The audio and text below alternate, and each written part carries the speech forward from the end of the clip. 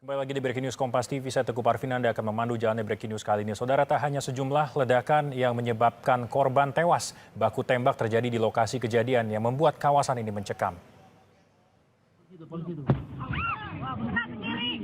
Bunuh diri. Sejumlah ledakan terjadi di kawasan Sarinah Tamrin, Jakarta pada Kamis pagi. Salah satunya terjadi di dekat gerai kopi Starbucks. Dia meledak sendiri, Pak. Polisi itu. Bunuh diri ya. Ledakan juga terjadi di pos polisi di Jalan Tamrin di depan Sarinah. Akibat ledakan, 3 orang tewas di lokasi ini. Mau ke jalan mana? Kena, alhamdulillah.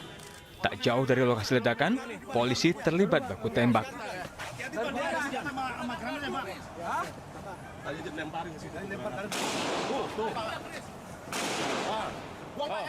Baku tembak ini membuat suasana mencekam.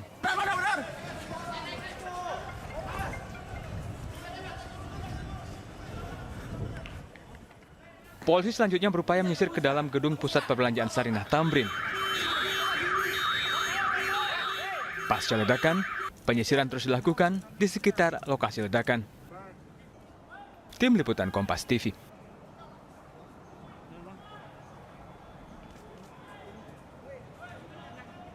Untuk mengetahui perkembangan terkini, saudara, kami ajak Anda bergabung ke lokasi ledakan. Saat ini sudah ada Budiman Tanurejo, pemimpin redaksi harian Kompas. Mas Budiman, kita tahu beberapa waktu lalu atau saat ini tepatnya, Presiden saat ini sudah berada di lokasi untuk meninjau langsung ke TKP. Anda bisa menggambarkan seperti apa kondisi saat ini, Mas Budiman? Ya betul, Teguh. Presiden Joko Widodo baru saja meninjau tempat kejadian perkara dan sekarang sudah meninggalkan tempat kejadian perkara. Kehadiran Presiden ini memberikan pesan penting bahwa sebenarnya situasi Jakarta dalam kondisi aman, meskipun dalam kondisi aman, meskipun juga sejumlah tentara, sejumlah militer dan juga polisi masih berjaga-jaga di seputar Tamrin. Inilah kondisi yang terkini yang di sekitar Tamrin. Yang informasi yang didapatkan adalah 5 kemudian teroris yang kemudian tewas, 3 orang yang ditembak dan 2 orang yang kemudian juga akibat melakukan bom bunuh diri. Perkembangan itulah yang kemudian terjadi. Situasi di Tamrin sekarang dalam kondisi aman. Sejumlah kendaraan-kendaraan taktis juga masih berjaga-jaga di seputar Tamrin dan juga batalion dari Brigif Jaya juga berada di lokasi dan Tamrin masih dalam posisi belum terbuka, masih ada pengamanan-keamanan sampai kemudian steril betul baru lalu lintas di seputar Tamrin akan terbuka. Itu yang perkembangan di Tamrin, di sekitar Tamrin, Togu. Iya, Mas Budiman, kita tahu Presiden saat ini sebelum datang ke TKP sedang melakukan kunjungan kerja ke Majalengka dan akhirnya mempersingkat kunjungan untuk langsung berada di ibu kota. Anda mungkin bisa memberikan gambaran kepada kami hal-hal apa saja yang kira-kira menjadi perhatian penting bagi Presiden ketika berada di TKP tadi? Kehadiran Presiden di TKP mau menunjukkan bahwa Presiden sangat care, sangat peduli terhadap keamanan ibu kota Jakarta. Semua orang tahu bahwa Tamrin adalah ring 1 yang dekat dengan pusat-pusat kekuasaan. Sehingga kehadiran Presiden ke TKP mau menunjukkan bahwa lokasi sekarang dalam kondisi aman.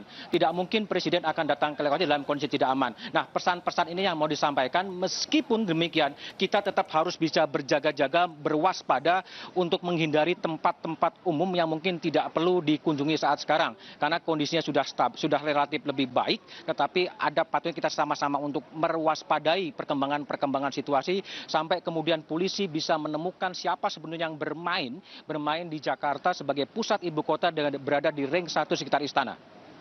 Mas Budiman, dalam kunjungan singkat tadi apakah terdengar mungkin bagaimana instruksi yang diberikan oleh Presiden langsung kepada aparat, khususnya mungkin tadi kita lihat ada Menko Polhukam turut mendampingi ke lokasi? Ya, sebelum Presiden datang sebetulnya Menko Polhukam dan juga Kapolri dan juga kemudian Kapolda, Kepala BNPT sudah datang meninjau lokasi dan kemudian setelah kondisinya kemudian aman, Presiden ketika dalam perjalanan dari Cirebon ke Jakarta juga sudah menyampaikan agar aparat keamanan sudah bisa mengatasi keadaan dan sebenarnya tidak perlu ada kekhawatiran terlalu berlebih meskipun tetap harus ada kewaspadaan. Nah, itulah yang disampaikan dalam arahan-arahan yang disampaikan oleh tim komunikasi Presiden dalam perjalanan dari Cirebon menuju Jakarta. Mas Budiman, apakah ada keterangan lebih lanjut bahwa setelah dari TKP Presiden akan melanjutkan perjalanan kemana? Mungkinkah ada kemungkinan Presiden mengunjungi rumah sakit tempat korban dirawat? Belum ada informasi lebih lanjut. Jadi Presiden dari perjalanan dari Cirebon ke Jakarta memimpin rakor di Istana, kemudian dia meninjau TKP, selanjutnya kemana belum dapat informasi lebih lanjut. Tetapi berdasarkan informasi-informasi yang diperoleh di Rumah Sakit Polri Kramat Jati, ada 7 jenazah yang ada di sana, tapi belum bisa dipastikan siapa sebetulnya identitas dari jenazah-jenazah itu sendiri. Tetapi yang perlu dipastikan bahwa situasi di Sarinah sekarang masih tertutup, lalu lintas belum bisa masuk karena masih dijaga, karena aparat keamanan sampai sekarang juga masih menjaga-jaga. Tapi semua pejabat teras sudah meninggalkan, adalah sekarang petugas-petugas keamanan sekarang dari Kodam Jaya dan juga kepolisian masih menutup lokasi di sekitar tempat saya berdiri di depan Sarinah Tamrin ini sendiri. Ya, Mas Budiman, kalau kita lihat bagaimana tadi seperti yang Anda gambarkan, Tamrin masih steril, masih belum bisa dilalui oleh lalu lintas seperti biasanya. Aparat pun masih berjaga di sana. Anda mungkin bisa menggambarkan lebih detail lagi upaya-upaya apa saja yang saat ini tengah menjadi konsentrasi bagi aparat khususnya di TKP. Sebetulnya tidak ada aktivitas yang menonjol yang dilakukan oleh aparat. Sebagian aparat juga ngobrol-ngobrol, santai-santai sambil minum-minum. Itu adalah gambaran suasana yang relatif lebih santai. Hanya memang karena masih banyak masyarakat yang berada di lokasi Tamrin, sehingga untuk menjaga hal-hal yang tidak perlu masih perlu ada penjagaan-penjagaan dari aparat itu sendiri. Yang pasti harus yang ditampilkan kepada masyarakat umum adalah bahwa kita adalah solid, kita siap, tidak perlu menyebarkan sebuah ketakutan berlebih. Karena pesan dari terorisme adalah menebarkan ketakutan dengan melakukan ledakan, menciptakan ketakutan sehingga menciptakan ketakutan yang berlebih terhadap masyarakat. Itulah yang harus disampaikan, bahwa tidak perlu menebarkan sebuah ketakutan yang berlebih. Karena pesan terorisme adalah pesan untuk menebarkan ketakutan itu sendiri. Seperti yang Anda singgung tadi barusan Mas Budiman, bahwa kita tahu beredar sangat cepat di sosial media bagaimana masyarakat menanggapi ledakan yang terjadi di Tamrin. Kalau di lokasi sendiri, di sekitar Tamrin sendiri, bagaimana Anda menangkap kondisi psikologis masyarakat yang berada di lokasi kejadian? Apakah ada kekhawatiran-kekhawatiran tertentu yang nampaknya juga harus menjadi antisipasi bagi pemerintah, bagi aparat? Ya, sejak pagi, sejak ada ledakan di kawasan Tamrin, terjadi distorsi informasi. Terjadi distorsi informasi melalui media sosial bahwa ada ledakan di sana, ledakan di situ. Itu adalah bagian melakukan distorsi informasi untuk menciptakan iklim ketakutan terhadap warga Jakarta, untuk memberikan pesan kepada Jakarta tidak aman. Tetapi faktanya, saya berada di lokasi kejadian di depan Sarinah Tamrin. Situasinya aman, bahwa jalan Tamrin masih ditutup adalah semata-mata karena memang masih banyaknya anggota masyarakat yang ingin tahu, ingin melihat apa yang sebenarnya sedang terjadi di Tamrin, dan bagaimana kemudian aparat keamanan juga masih bersiaga di Tamrin untuk menjaga situasi-situasi ini sampai kondusif, dan diharapkan mungkin akan segera dibuka lokasinya sehingga lokasi di dalam segera bisa dilalui oleh kendaraan itu sendiri. Tapi pesan yang mau disampaikan adalah pesan teror, adalah pesan untuk memberikan ketakutan kepada warga Jakarta. Dan pesan itulah yang harus dilawan. Tidak perlu ada ketakutan, tetapi kewaspadaan juga harus terus ditanamkan kepada warga Jakarta itu sendiri. Saya setuju dengan apa yang Anda sampaikan tadi Mas Budiman, bahwa selain apa yang terjadi di lokasi ledakan, Jakarta relatif aman, karena tadi saya juga sempat melintas di sekitaran Jakarta Pusat. Nah Mas Budiman, mungkin Anda bisa menggambarkan juga ketika kondisi ini terjadi, Tamrin sedang ditutup, apakah sudah ada informasi sampai kapan kondisi ini akan berlangsung? Awalnya akan dibuka pada pukul 15. Pada udah akan dibuka pukul 15, kemudian ada perkembangan, kemudian Presiden datang ke TKP sehingga pembukaan yang diawalkan pada pukul 15 kemudian ditunda. Dan sekarang masih banyak anggota-anggota masyarakat, masih banyak wartawan yang berada di sekitar Tamrin, masih banyak juga aparat keamanan Tamrin, sehingga ini masih belum dibuka dan mungkin akan menunggu sampai waktu-waktu itu kondisinya betul-betul aman dan Tamrin akan kemudian dibuka. Tapi inilah kondisi Tamrin sekarang, jadi masih banyak sekali mobil-mobil dan juga aparat-aparat keamanan dari Kodam, dari kepolisian yang semuanya masih berjaga-jaga dan kemudian dalam kondisi yang tidak tegang, santai, ngobrol-ngobrol, tidak ada apa-apa, karena memang 5 teroris yang kemudian disebut-sebut menakutkan, ada berbagai rumor yang berkembang, tidak perlu dipercaya. Dalam situasi yang seperti sekarang, sumber-sumber resmi, fakta-fakta di lapangan harus menjadi pegangan. Karena ingat, pesan dari terorisme itu adalah menyebarkan ketakutan dengan melakukan distorsi informasi, dengan menimbulkan informasi-informasi yang tidak perlu sehingga warga menjadi ketakutan-ketakutan itu sendiri. Tapi harus diingat, kewaspadaan tetap harus dilakukan dan harus tetap dijaga. Artinya selain Jalan Tamrin yang menjadi lokasi ledakan, persisnya terutama di kedai kopi kemudian di pos polisi, itu yang menjadi konsentrasi bagaimana kegiatan polisi difokuskan di sana, begitu Mas Budiman?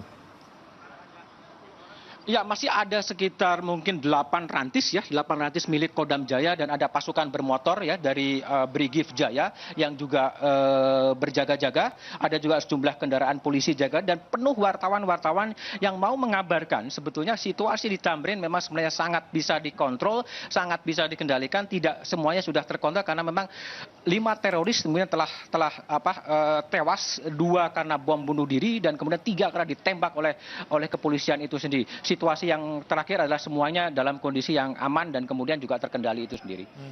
Beberapa waktu lalu kepolisian melalui Kadif Humas Irjen Anton Carlian memberikan keterangan pers terkait kejadian ini, Mas Budiman, dan hal-hal tertentu sudah disampaikan terutama terkait dengan peristiwa hari ini.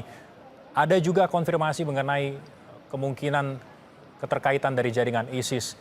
Nah, apakah Anda melihat ini juga menjadi salah satu yang harus secepatnya diantisipasi oleh pemerintah? Terlalu banyak spekulasi, terlalu banyak analisis yang berkembang berkaitan dengan ledakan bom di Tamrin. Ada yang mengatakan spekulasi mengatakan kelompok dari ISIS yang kembali ke Indonesia. Ada juga yang mengatakan adalah kelompok Santoso. Tetapi itu adalah spekulasi-spekulasi yang harus dibuktikan dengan data-data di lapangan. Akan lebih ideal, akan lebih baik kita mempercayakan kepada aparat kepolisian untuk mengungkap sebetulnya siapa kemudian yang terduga dan bermain di ibu kota Jakarta di ring 1 dekat istana. Spekulasi wajar-wajar saja di era yang terbuka karena data-data awal juga menunjukkan ke arah seperti itu. Tapi semuanya yang berbau spekulasi hendaknya diserahkan kepada Mabes Polri, kepada aparat keamanan untuk membuktikan dengan data-data empirik siapa sebetulnya yang bermain di bom di Sarinah ini sendiri. Sehingga tidak perlu cepat memberikan sebuah judgement, tetapi bahwa warning bahwa akan ada serangan teroris di seputar Jakarta ini sebenarnya sudah lama-lama terdengar dan kemudian kejadian itu meletus sekarang ini juga gitu. Termasuk keterangan yang disampaikan oleh Kepala BIN Sutioso untuk menanggapi peristiwa hari ini bahwa tidak tepat sebetulnya ketika BIN dikatakan kecolongan atas terjadi peristiwa ini. Ya, saya pikir wajar dan sah kalau Kepala BIN mengatakan agar tidak kecolongan, tetapi faktanya bom itu kemudian meledak, ada bom bunuh diri yang 2 orang yang kemudian tewas dan 3 orang mati. Mungkin ada keterlambatan antisipasi itu sendiri, tetapi kita tidak saatnya juga untuk mengatakan kecolongan atau tidak kecolongan, tetapi yang harus dilakukan sekarang adalah bagaimana mengontrol keadaan agar keadaan dan informasi-informasi itu bisa lebih baik dan Jakarta bisa kembali lebih aman dan Indonesia bisa lebih aman itu sendiri. Mas Budiman, sekali lagi kami ingin mengonfirmasi bagaimana kondisi terakhir di Tamrin. Mungkin Anda bisa menyampaikan bagaimana kondisi terkini di sana. Ya, kondisi Tamrin di sebelah jalan tempat saya berdiri, beberapa metro mini dan beberapa taksi sudah dilalui. Artinya yang dari arah Bundaran Indonesia menuju Tamrin sudah dibuka, dan hanya sebaliknya yang di depan Sarinah dari arah Monas menuju Semanggi, menuju Bundaran Indonesia itu masih tertutup. Situasinya aman, ya saya katakan aman, tidak ada ketegangan-ketegangan yang menonjol. Ada aparat keamanan sambil ngobrol, sambil bercengkrama, sambil minum, dan beberapa wartawan juga masih berjaga-jaga di sini. Taksi juga sudah mulai lewat sekarang, seperti Anda lihat taksi juga sudah melewat di depan Sarinah. Artinya jalan ini segera akan dibuka karena upaya untuk mensterilisasi jalan dan TKP itu sudah dilakukan. Mudah-mudahan situasi ini segera berangsur pulih sehingga motif dan latar belakang peledakan bom di Tamrin ini juga bisa segera diketahui sehingga masyarakat bisa kembali lebih tenang dan lebih aman sehingga semuanya konsentrasi Indonesia untuk melakukan pembangunan bisa segera dilakukan gitu. Tamrin kita tahu merupakan sentra bisnis, pusat perkantoran, dan khusus hari ini nampaknya apa yang terjadi di Tamrin mengganggu kegiatan yang ada di sana. Apakah Anda mendapatkan informasi, Mas Budiman, untuk besok dan seterusnya? Apakah kegiatan perkantoran akan berlangsung seperti biasa? Memang sasaran yang ingin disampaikan di ring 1 memang ingin menyampaikan sebuah pesan bahwa Jakarta kemudian tidak aman. Ya, itu pesan. Lalu kemudian bagaimana berikutnya tetap belum ada informasi resmi, meskipun tadi juga ada edaran dari Menteri Pendidikan Anies Baswedan untuk sekolah-sekolah di Jakarta untuk segera memulangkan siswanya ke sekolah dan pulang ke rumah. Tapi itu adalah langkah-langkah untuk menjaga situasi dan juga mencegah korban-korban yang tidak perlu. Bagaimana besok tergantung pada kondisi malam ini, tapi kalau saya lihat sekarang Tamrin sudah mulai dibuka, lalu lintas sudah mengalir dan situasinya pasti akan segera cair dan diharapkan semua hal yang berkaitan dengan motivasi dan latar belakang tentunya akan segera diungkap. Bagaimana tim forensik sekarang juga meneliti jenazah-jenazah yang ada di Rumah Sakit Polri untuk menjelaskan lebih jauh siapa sebetulnya yang bermain di ring 1 di seputar Jakarta itu sendiri. Itu pertanyaan yang tentu harus cepatnya dijawab oleh aparat kita. Mas Budiman Tanurejo, pemimpin redaksi Harian Kompas, terima kasih sudah bergabung dan memberikan laporan terkini dari lokasi ledakan. Dan saudara, beberapa hal yang bisa kami sampaikan masih terkait dengan ledakan atau peristiwa yang terjadi hari ini. Serangan teroris di Jalan Tamrin hari ini berada di wilayah yang tidak jauh dari ring 1 Presiden. Lokasi teror juga merupakan lokasi yang berdekatan dengan sejumlah tempat penting. Seperti Anda lihat di peta ini, jarak TKP ledakan dan penembakan sekitar 3 km dari Istana Kepresidenan. Nah, ini mungkin yang bisa kami gambarkan betapa sebetulnya ini merupakan daerah ring 1 dan seperti yang tadi disampaikan oleh Mas Budiman Tanurejo, pemimpin redaksi Harian Kompas, bahwa ini adalah satu pesan yang ingin disampaikan oleh para penebar teror yang tentunya juga harus segera diantisipasi oleh masyarakat, bahwa teror ini tidak akan menjadi satu ketakutan tersendiri bagi masyarakat, meskipun kewaspadaan harus terus kita tingkatkan bersama. Dan terkait perkembangan terkini, tadi kami juga sempat menyampaikan secara langsung konferensi pers yang disampaikan oleh Polri, dalam hal ini disampaikan oleh Kepala Divisi Humas Irjen Anton Carlian, yang mengonfirmasi terkait dengan peristiwa yang terjadi hari ini bahwa ada 7 orang yang meninggal dunia akibat ledakan pagi tadi. Kemudian ada 19 orang yang mengalami luka-luka, ada 5 pelaku yang tewas. 3 diantaranya tewas di kedai kopi, sedangkan 2 tewas di pos kepolisian. Nah, saudara, serangan teroris di Jalan Tamrin hari ini berada di wilayah yang tidak jauh dari ring 1 Presiden. Lokasi teror juga merupakan lokasi yang berdekatan dengan sejumlah tempat penting. Seperti yang Anda lihat di peta ini, jarak TKP ledakan dan penembakan sekitar 3 km dari Istana Kepresidenan di Jalan Medan Merdeka Utara. Lokasi ledakan juga berjarak 3 km dari Kedutaan Besar Amerika Serikat di Jalan Medan Merdeka Selatan. Dan jika dihitung dari Tugu Monas di Jalan Medan Merdeka Barat, lokasi ledakan berjarak 1,8 km, lebih dekat bahkan. Sementara itu ledakan tidak jauh dari Bundaran Hotel Indonesia di Jalan MH Tamrin, yakni sekitar 900 meter, kurang dari 1 km. Ini jarak yang terdekat, merupakan titik vital terdekat dari lokasi ledakan yang terjadi di hari ini. Nah, saudara, terkait dengan peristiwa hari ini, Polda Metro Jaya memastikan saat ini situasi di kawasan Sarinah Tamrin, Jakarta Pusat sudah aman terkendali. Kepala Bidang Humas Polda Metro Jaya, Kombes M. Iqbal, juga meminta masyarakat untuk tidak terprovokasi pesan berantai di media sosial tentang rangkaian ledakan di beberapa wilayah di Jabodetabek. Pelaku sampai saat tidak ada lagi. Jadi kondisi ini sudah aman, ya. Lokasi ini sudah aman, sudah dapat kita kendalikan. Insya Allah semua jajaran Polda Metro Jaya sudah siaga, dan kita tegaskan masyarakat agar laksanakan kegiatan rutin sehari-hari dengan tidak usah takut. Ya. Apakah pelakunya WNI apa ya? WNI ya, Pak? Indonesia atau warga negara asing, Pak? Belum bisa kita pastikan. Ya, belum kita pastikan. Jumlah korban terakhir 17. 17 itu bisa dijabarkan nggak, Pak? Sebentar ya, bentar. Saya akan sampaikan dulu bahwa ada 5 korban dari pelaku, semua meninggal dunia, baik itu yang dilumpuhkan maupun bunuh diri. 2 bunuh diri, 3 kita lumpuhkan. Terus 5 anggota Polri yang luka tembak maupun luka bom, ya, baik di pos lantas Sarinah maupun terjadi baku tembak di depan Starbucks, gitu ya, Burger King. Terus itu sudah berapa itu? 7, ya, 7, terus 5, 5, 10 gitu kan. terus juga 7 dari warga sipil. Ya. 5 diantaranya luka, ya, ada yang luka berat, ada yang luka ringan, 2 meninggal dunia. Termasuk diduga ada warga negara asing.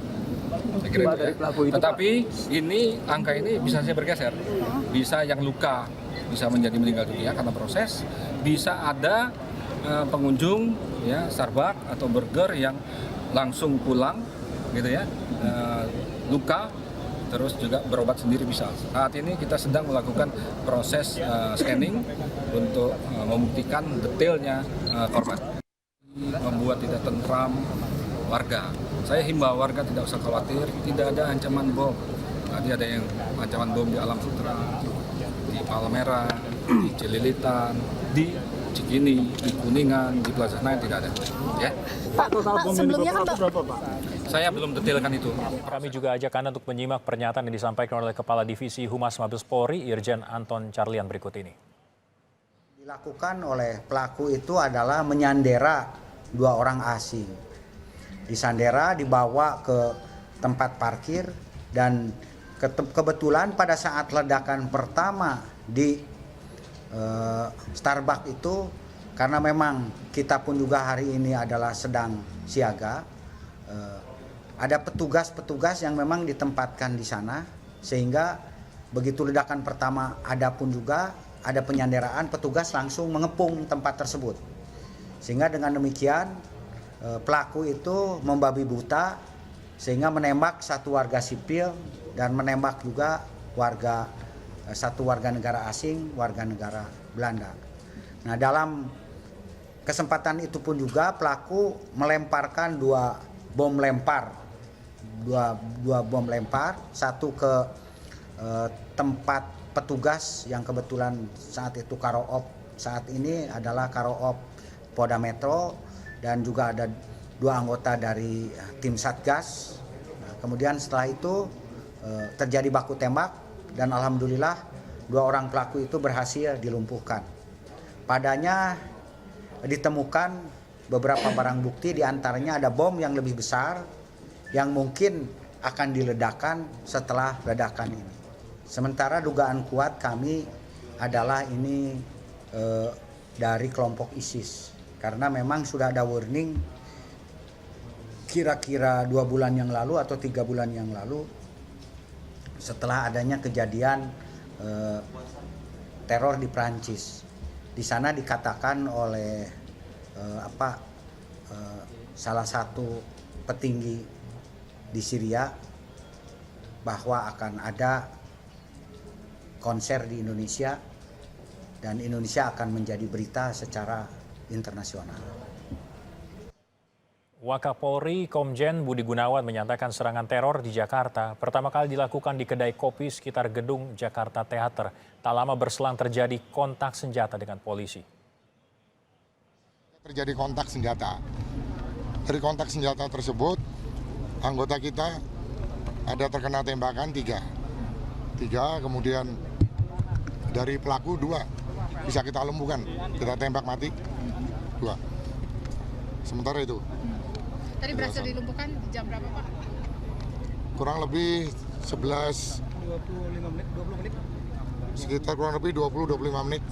Semuanya tuntas. Pak, bisa dipastikan ledakannya dari bom atau dari granat, Pak? Ledakannya itu? Bom lempar. Bom lempar? Ya, sebagaimana hasil deteksi kita. Bukan granat, Pak? Kita memang sudah mendeteksi ada 2-3 pelaku yang belum bisa tertangkap yang sudah membawa bom melempar. Inilah sekarang kita sudah bisa prediksi, tapi yang harus kita dalami bahwa 4 pelaku teror yang kita lumpuhkan ini yang sedang kita cari-cari. Pak, jumlah meninggal dan orang asing, Pak. Jumlah meninggal dan orang asingnya tadi, Pak. Yang meninggal dan tadi ada orang asing, Bapak sebutkan. Orang asing 2 yang terkait peristiwa kali ini. 1 luka di rumah sakit, 1 meninggal dunia di depan Starbucks sekarang. Berdekatan dengan 2 pelaku teroris. Sehingga itu masih kita dalami apakah ini yang dari asing. Yang dari Uighur itu yang bergabung dengan mereka ataukah warga negara.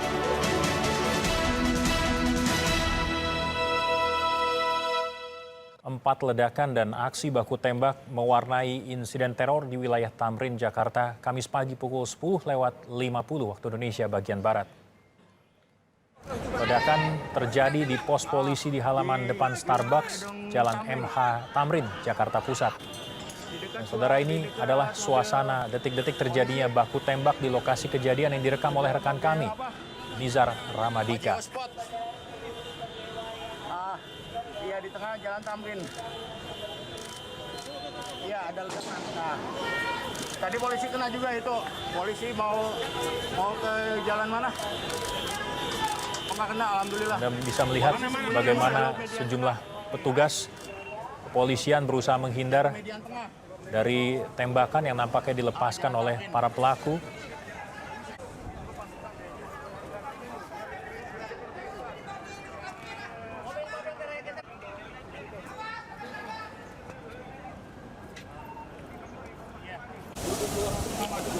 Polisi langsung mengepung lokasi kejadian untuk mempersempit ruang gerak dari pelaku.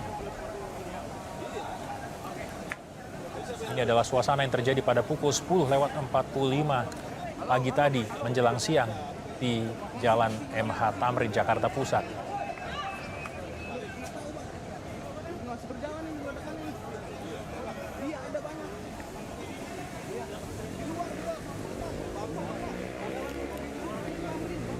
Masih berlangsung ini. Jalanan di blok.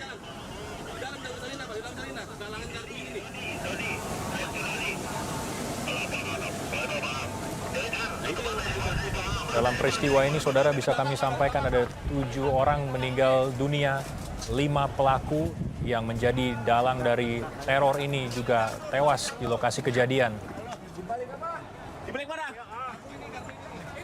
3 orang pelaku tewas di kedai kopi Starbucks, sedangkan 2 lainnya dilumpuhkan di pos polisi yang berada tidak jauh, kurang lebih 25-30 meter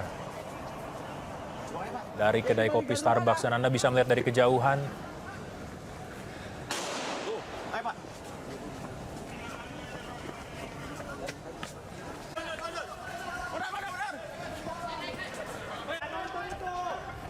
adalah situasi yang terjadi pada pagi jelang siang tadi di kawasan MH Tamrin, Jakarta, yang didapatkan oleh rekan kami Nizar Ramadika melalui lensa kameranya. Korban ledakan di depan halaman Starbucks Jalan MH Tamrin dibawa ke Rumah Sakit Polri Kramat Jati, Jakarta Timur. Bagaimana kondisi korban yang dibawa ke sana? Ada rekan kami, Agnes Karina, akan melaporkannya untuk Anda. Karina, Anda mungkin bisa menggambarkan kepada kami bagaimana kondisi terakhir para korban, apakah sudah ada yang diperbolehkan pulang atau mungkin bagaimana keluarga juga bisa melihat keadaan anggota keluarga mereka menjadi korban? Ya, Teguh dan juga saudara, korban yang dibawa ke Rumah Sakit Bayangkara Said Sukanto di Jakarta Timur adalah korban yang meninggal dunia. Dan 7 korban meninggal dunia sudah dibawa ke Rumah Sakit Said Sukanto Jakarta Timur dan saat ini masih berlangsung proses otopsi. Kami sempat berbincang dengan salah satu tim Pusdokes dari Mabes Polri dan disebutkan bahwa saat ini proses otopsi sedang berlangsung untuk pemeriksaan dalam maupun juga pemeriksaan luar untuk para jenazah, dan hal ini dilakukan terutama untuk mengetahui sebab pasti dari kematian ke-7 jenazah ini. Apakah disebabkan oleh ledakan ataukah disebabkan oleh luka tembak. Dan belum ada pernyataan resmi dari pihak Mabes Polri maupun juga dari pihak Rumah Sakit Polri Said Sukanto berkaitan dengan siapa saja identitas dari 7 jenazah yang sudah atau sedang diotopsi saat ini. Tadi pada pukul 13.30 sudah ada 6 jenazah yang masuk ke ruang otopsi dan kemudian disusul dengan dikawal oleh 2 buah forrider. Pada pukul 14.40 seorang jenazah yang kemudian langsung dilakukan proses otopsi yang prosesnya masih berlangsung hingga saat ini. Dan tentu kami belum bisa menginformasikan terkait hasil otopsi karena hingga saat ini otopsi masih terus dilakukan dan tidak dapat diprediksi berapa lama proses otopsi akan berlangsung.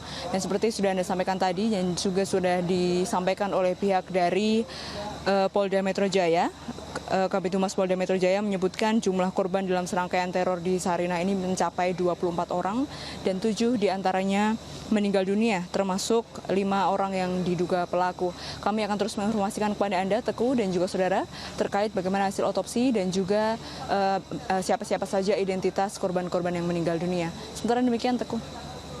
Karin, kami ingin menanyakan kepada Anda sekali lagi bagaimana dengan keluarga korban 7 orang yang tewas yang saat ini berada di Rumah Sakit Polri. Apakah Anda menangkap ada keberadaan mereka di sana?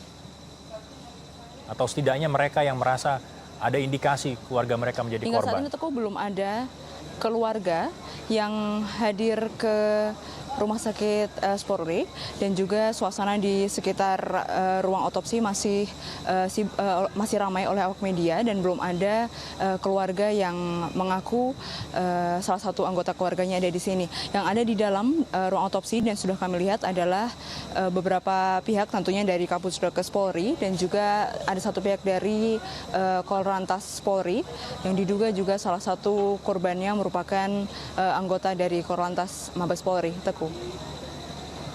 Agnes Karina, terima kasih untuk laporan langsung Anda dari Rumah Sakit Polri, Kramat Jati, Jakarta Timur terkait dengan perkembangan terkini. Ada 7 orang yang meninggal dunia akibat peristiwa teror yang terjadi pagi tadi dan saat ini tengah menantikan proses otopsi yang akan dilakukan oleh kepolisian. Saudara, sekitar 6 jam setelah terjadinya ledakan di Jalan Tamrin, Jakarta, Presiden Joko Widodo meninjau lokasi ledakan. Presiden tampak didampingi oleh Hukam, Luhut Binsar Panjaitan, dan Kapolda Metro Jaya, di mana saat ini Anda bisa menyaksikan bagaimana iring-iringan Presiden tiba di kawasan MH Tamrin untuk meninjau langsung lokasi. Dan ini adalah rombongan Presiden, kita melihat Kapolri turut berada di sana, Menko Polhukam, kemudian ada Puan Maharani, kemudian ada Seskap di sana, Pramono Anung, Kapolda Tito Karnavian sedang memberikan penjelasan terkait dengan kondisi terkini. Di belakang Presiden kita melihat kehadiran dari Gubernur DKI Jakarta Basuki Cahayapurnama.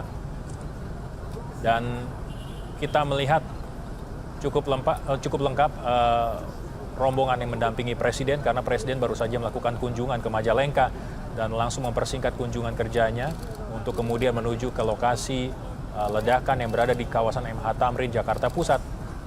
Yang kalau kita tarik, jaraknya sebetulnya berjarak sekitar 3 km dari istana dan merupakan bagian dari Ring 1 karena ada sejumlah objek vital yang berada di kawasan ini. Kita lihat bagaimana kunjungan singkat yang dilakukan oleh Presiden ini dimanfaatkan untuk mendapatkan keterangan dari aparat keamanan, dalam hal ini Kapolri, kemudian Kapolda juga turut hadir di sana memberikan perkembangan atau informasi terkini terkait dengan peristiwa teror yang terjadi di kawasan MH Tamrin. Beberapa saat lalu Presiden juga memberikan pernyataan resminya dan menyampaikan sejumlah poin terkait peristiwa teror di hari ini.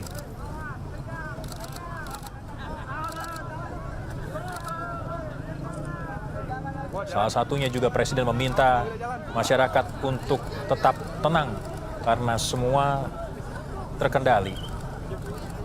Presiden juga menggarisbawahi bahwa negara, bangsa, dan rakyat tidak boleh takut, tidak boleh kalah oleh aksi teror seperti ini.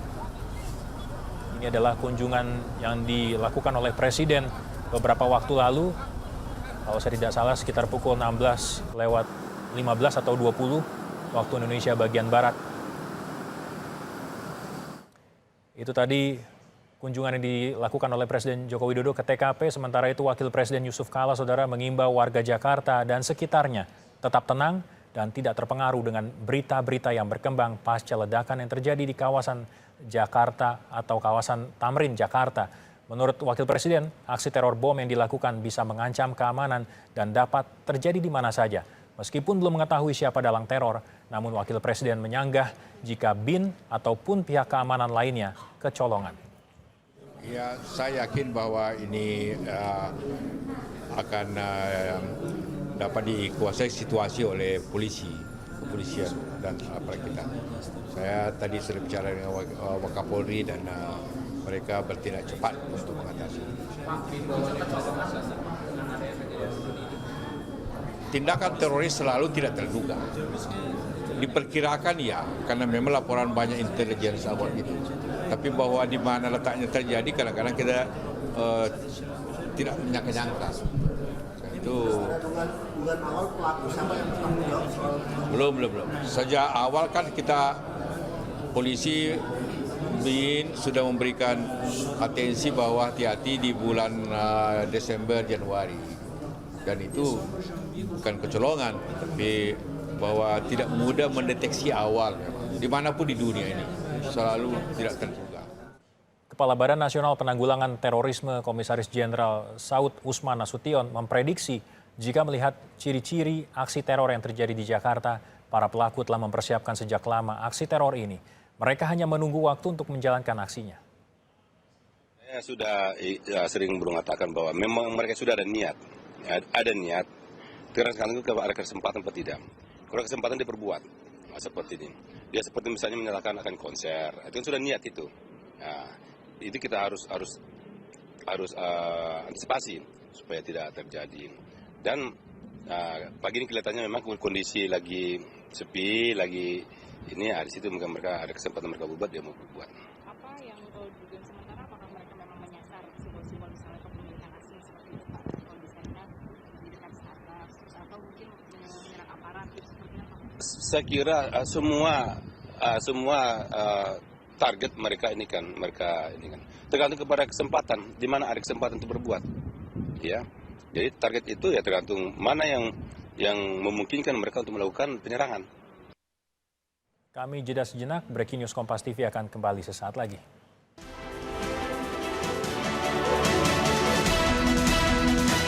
Anda masih menyaksikan Breaking News Kompas TV. Saudara, beberapa saat lalu Kepala Divisi Humas Mabes Polri, Inspektur Jenderal Anton Carlyan menyampaikan sejumlah hal terkait dengan peristiwa teror yang terjadi pagi tadi. Dan salah satu hal yang disampaikan adalah adanya dugaan bahwa aksi teror ini terkait dengan jaringan ISIS. Berarti memang ada indikasi untuk menuju ke istana sendiri, apa? Indikasi serangan ke istana sendiri? Belum, karena saya informasi dulu. Satu bulan, 2 bulan lalu memang kawasan Senayan dengan kawasan HI, makanya HI. Tapi dari Desember sampai sekarang ada langkah-langkah pengamanan nggak sih Pak? Sudah siap semua, Tapi kita ulang sini. Terkaitan dengan kelompok ISIS apa sudah bisa dipastikan? Informasi nanti kata saya nanti lain lah. Tapi kita tidak bisa apa-apa bilang isi segala macam, sudah menyebar begitu ya. Tapi yang namanya radikal itu kelompok itulah. Tapi ini kan belum tahu. Kami mohon maaf, yang baru saja Anda saksikan adalah pernyataan dari Menteri Pertahanan Ria Mizar Triakudu. Hal yang sama juga masih tersampaikan terkait dengan adanya dugaan bahwa aksi teror kali ini terkait dengan jaringan ISIS. Dan saudara, berikut kami sampaikan pernyataan dari Kepala Divisi Humas Mabes Polri, Inspektur Jenderal Anton Carlyan. Yang dilakukan oleh pelaku itu adalah menyandera 2 orang asing. Disandera, dibawa ke tempat parkir, dan kebetulan pada saat ledakan pertama di Starbucks itu, karena memang kita pun juga hari ini adalah sedang siaga, ada petugas-petugas yang memang ditempatkan di sana, sehingga begitu ledakan pertama ada pun juga ada penyanderaan, petugas langsung mengepung tempat tersebut, sehingga dengan demikian pelaku itu membabi buta sehingga menembak satu warga sipil dan menembak juga satu warga negara asing, warga negara Belanda. Nah, dalam kesempatan itu pun juga pelaku melemparkan dua bom lempar, satu ke tempat petugas yang kebetulan saat itu Karo-op saat ini adalah Karo-op Polda Metro, dan juga ada 2 anggota dari tim Satgas. Nah, kemudian setelah itu terjadi baku tembak, dan alhamdulillah 2 orang pelaku itu berhasil dilumpuhkan. Padanya ditemukan beberapa barang bukti, diantaranya ada bom yang lebih besar yang mungkin akan diledakkan setelah ledakan ini.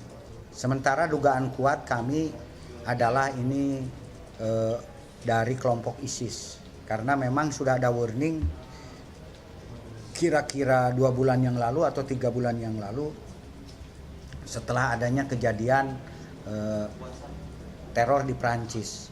Di sana dikatakan oleh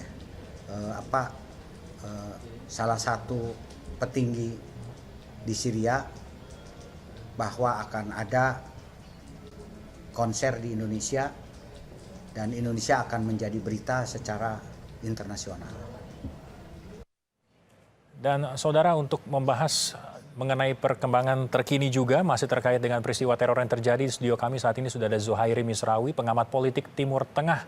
Selamat sore Mas Zuhairi. Selamat sore. Kalau kita lihat bagaimana perkembangan terkait hari ini, terornya sudah diatasi oleh kepolisian, tapi tentunya masih ada pekerjaan lain yang harus segera dituntaskan. Salah satunya adanya dugaan bahwa ini dikaitkan dengan jaringan ISIS. Anda melihatnya seperti apa soal ini? Ya, kalau kita melihat pola dari serangan ini mirip dengan serangan yang terjadi di Paris. Sehingga kita dengan mudah untuk mengidentifikasi bahwa ISIS di balik serangan ini. Terus yang kedua, kita tahu bahwa serangan-serangan ISIS itu selalu mengejutkan, selalu tiba-tiba, karena di situ ingin menciptakan ketakutan, ingin menyebarkan ketakutan, kegelisahan di tengah-tengah masyarakat, dan sangat mengejutkan, sulit untuk dideteksi. Kita lihat bahwa kemarin persis seperti serangan di Paris, kemarin terjadi serangan di Turki. Itu serangan di Turki itu terjadi di jantung kota, sangat ramai, di situ pasti banyak polisi bertebaran di situ. Pola sasaran sama. Sama, dan serangan yang terjadi hari ini juga terjadi di tengah-tengah kota yang tidak jauh dari istana. Objek-objek vital terutama. Objek-objek vital terutama. Jadi oleh karena itu sementara ini memang kalau kita lihat dari polanya adalah mirip dengan apa yang dilakukan oleh ISIS, dan kita sudah mendengar di media sosial bahwa ISIS juga mengklaim bahwa mereka yang melakukan aksi ini. Artinya aksi ini, kalau memang benar ISIS berada di balik aksi ini, adakah kemungkinan bahwa ini sudah direncanakan bukan hanya di jaringan lokal di Indonesia, tapi juga memang sudah afiliasinya sudah? Ya, kalau kita melihat 2 bulan yang lalu sudah banyak sekali ditemukan kecenderungan bahwa ISIS akan menyerang salah satunya Indonesia. Yang terakhir informasi dari Australia ketika berkunjung ke kita sudah mengingatkan bahwa ISIS melaksanakan sebuah serangan. Dan kalau kita lihat, Mas Zuhairi, mohon maaf saya potong sebentar karena kita akan mengajak pemirsa Kompas TV untuk langsung bergabung ke istana untuk mengikuti bagaimana jalannya keterangan pers yang disampaikan oleh Sekretaris Kabinet Pramono Anung. Telah mengendalikan secara keseluruhan keamanan dan sekarang lalu lintas dibuka kembali karena sudah dianggap normal, dan kami meminta kepada teman-teman media terutama untuk tidak mempublikasikan yang bersifat informasi yang tidak valid. Jadi apa yang terjadi hanya terjadi di Starbucks Sarinah dan juga di perempatan jalan atau simpang jalan di Sarinah. Karena beredar berbagai informasi di berbagai tempat, perlu kami luruskan sekali lagi, pemerintah dalam hal ini telah sepenuhnya mengontrol dan kami berterima kasih kepada masyarakat, tetap tenang dan kita semua akan menghadapi hal ini dengan sebaik-baiknya. Pemerintah sama sekali tidak takut dan pemerintah yakin rakyat masyarakat juga tidak takut. Pada Pak Luhut kami persilakan. Terima kasih Pak Pramono Anung, teman-teman sekalian. Saya sebagai Menko Polhukam penanggung jawab mengenai keamanan ini ingin melaporkan bahwa kejadian ini sebenarnya sudah sangat kita waspadai sejak bulan Desember, karena kami sudah dapat intelijen dari Desember bahwa akan ada orkestra di Asia Tenggara ini, dan itu polisi bekerja dengan sangat keras. Dan Anda bisa melihat mereka melakukan penangkapan selama bulan Desember, dan kita memang berhasil melalui bulan Desember itu dengan baik, dengan berhasil menangkap begitu banyak pimpinan-pimpinannya. Tetapi satu hal yang saya garis bawahi, satu hal yang tidak bisa kita jamin adalah kita tidak tahu kapan, di mana itu dilakukan.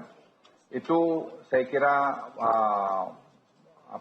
intelijen manapun di dunia juga kita melihat di Amerika, di Inggris, di Paris kemarin baru-baru lagi di Turki, itu juga tidak bisa. Tapi saya ingin katakan jangan ada istilah kami kecolongan. Tidak, kami sudah mewaspadai dan Presiden sangat paham dari waktu ke waktu kami lapori ada perkembangan itu. Jadi kerjasama antara polisi, BIN dengan TNI sangat baik sekali. Yang pertama. Yang kedua, kejadian tadi teknis nanti akan dilaporkan oleh Pak Badrodin maupun oleh Pak Kapolda. Yang kedua adalah penanganan ini bisa cepat dilakukan. Cepat dilakukan kalau prosesnya itu Anda lihat hanya mulai dari jam 10.30 saya dapat informasi itu jam 11 kurang sedikit. Itu selesai tadi jam 3 kita sudah buka jalan tadi semua. Artinya apa? Polisi menangani cepat. Saya masih berteleponan dengan Pak Tito. Pak Tito masih menerima ada ledakan-ledakan, tapi semua menyelesaikan dengan cepat. Ini penting. Dan kemudian Panglima TNI saya telepon, langsung set up semua TNI yang Anda lihat tadi semua dengan cepat berada di tempat. Nah, ini satu penanganan yang menurut saya sangat baik sekali. Nah, kita terus terang sangat berduka cita terhadap kejadian ini, tetapi ini tidak bisa kita hindarin.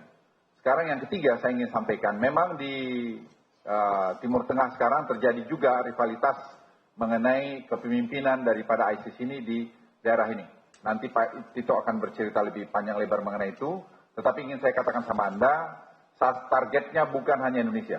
Masih ada tempat-tempat lain, misalnya seperti Singapura, maupun negara-negara lain di ASEAN ini. Nah, kita memang share intelligence, tetapi sekali lagi saya ingin garis bawahi, tidak ada kita tahu kapan di mana itu akan kejadian. Yang keempat saya minta pada teman-teman media semua, jangan berspekulasi.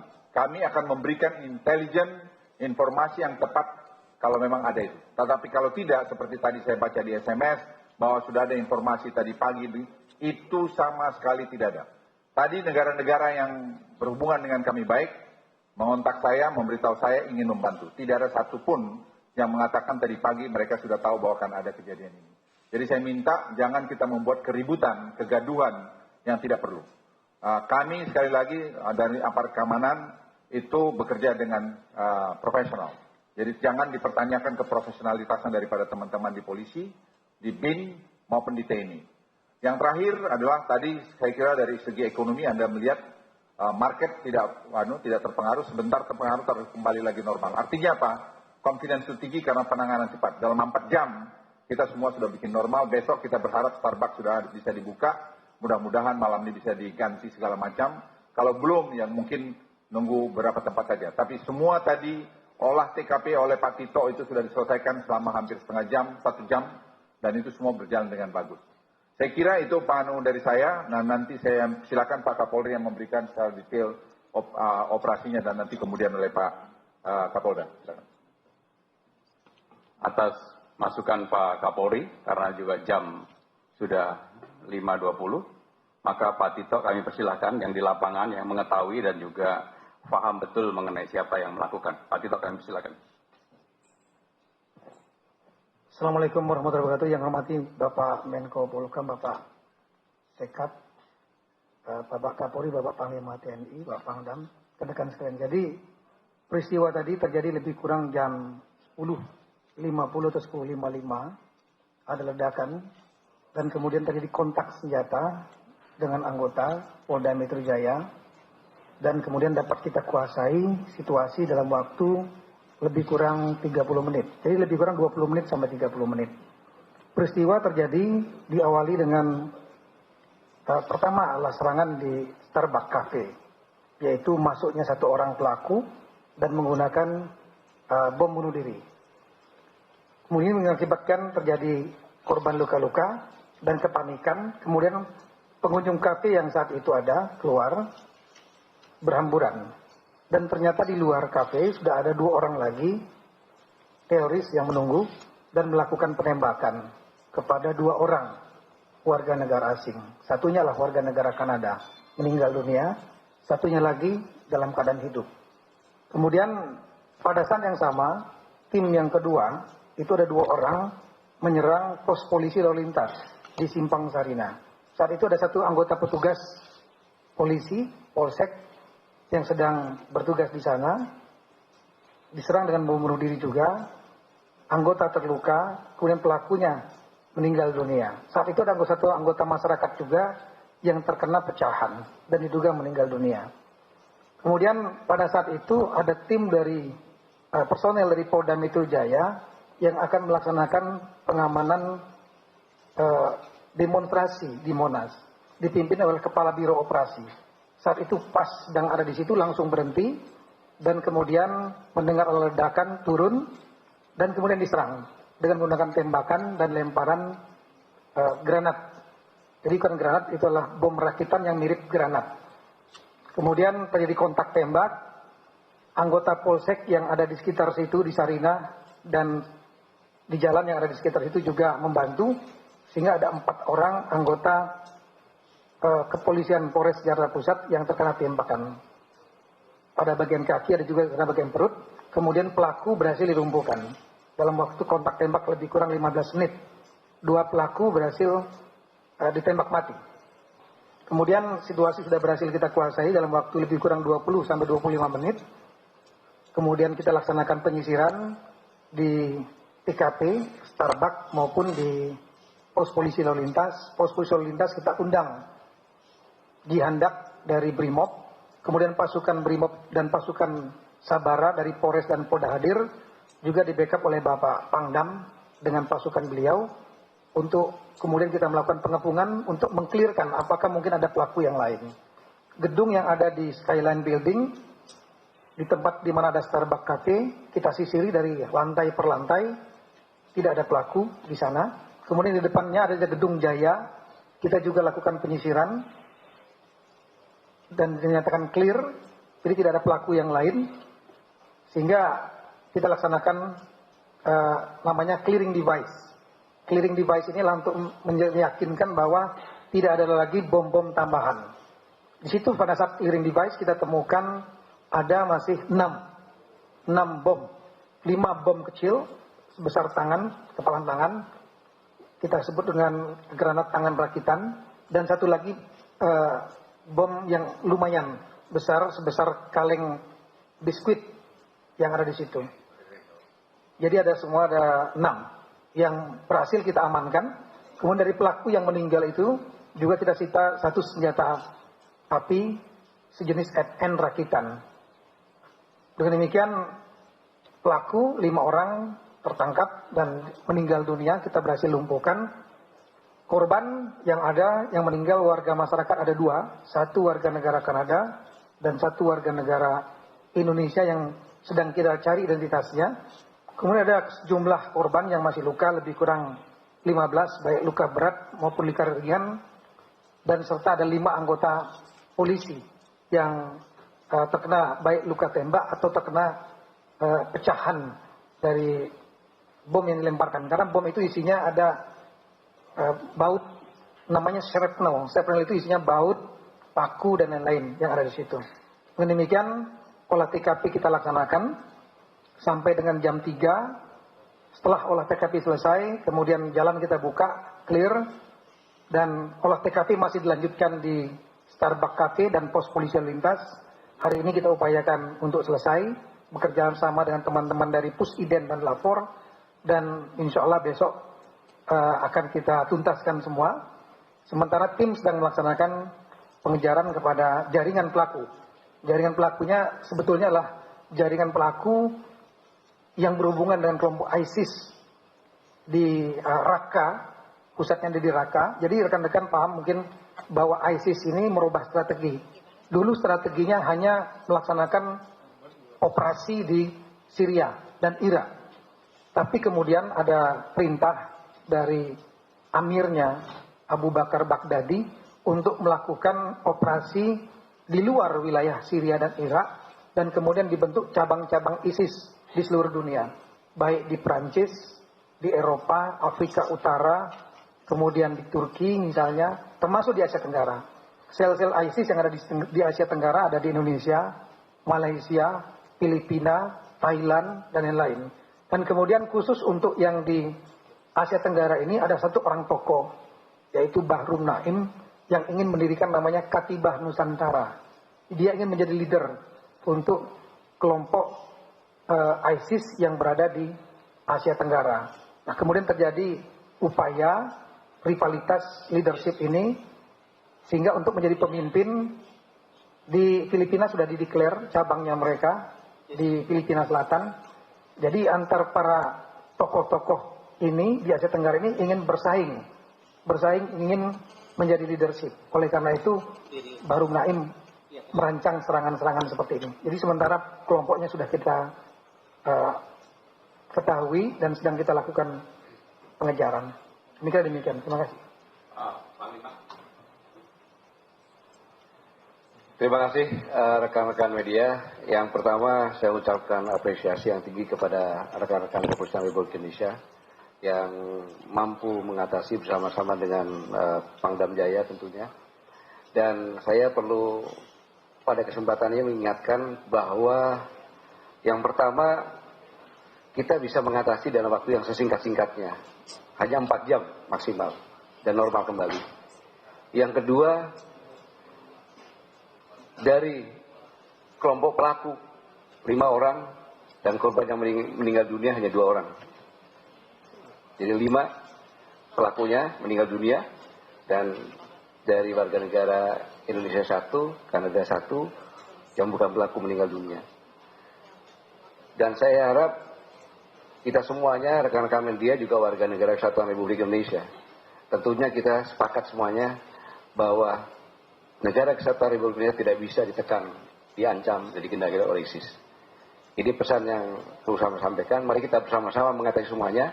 Dan untuk rekan-rekan media, mari kita sampaikan apa yang disampaikan tadi bersama-sama, bahwa dalam waktu singkat-singkatnya kita bisa selesaikan, dan jangan membuat resah warga negara lainnya. Terima kasih.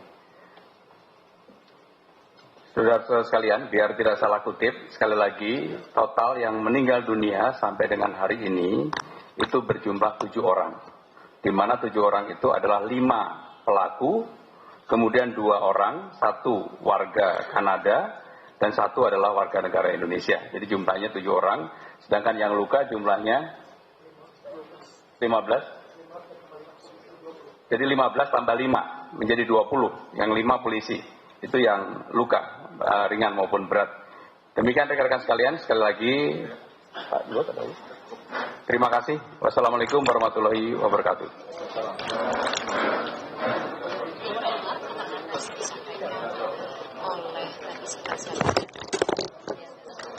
Baru saja kita menyimak jalannya konferensi pers atau keterangan pers yang disampaikan oleh pihak Istana. Tadi Sekretaris Kabinet Pramono Anung membuka pernyataan persnya dengan mengatakan bahwa kondisi terkini sudah aman terkendali meskipun tadi insiden teror sempat melanda kawasan MH Tamrin.